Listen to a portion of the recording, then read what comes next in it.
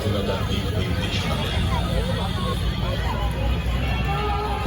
শত বছরের শত সংগ্রাম শেষে রবীন্দ্রনাথের মতো দীপ্ত পায়ে হেঁটে অতপর কবি এসে জনতার মঞ্চে দাঁড়াবেন। গণসূর্যের মঞ্চ কাঁপিয়ে কবি শোনালেন তার অমর কবিতাকে।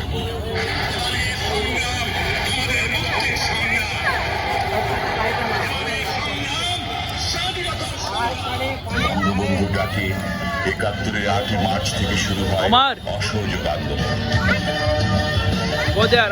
পাকিস্তানের স্বৈরশাসক বঙ্গবন্ধুর সাথে প্রহসনের বৈঠক করে ২৫শে মার্চ গভীর রাতে সেনাবাহিনী লেলিয়ে দেয় এদেশের শান্তিপ্রিয় মানুষের উপর।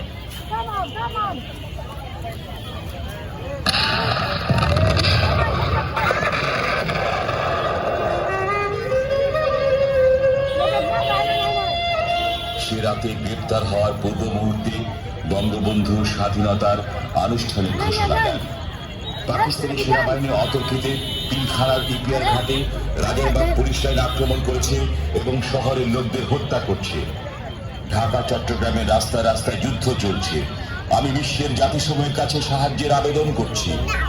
আমাদের মুক্তিযোদ্ধারা বীরত্বের সাথে মাতৃভূমিকে মুক্ত করার জন্য শত্রুদের সঙ্গে যুদ্ধ করছে।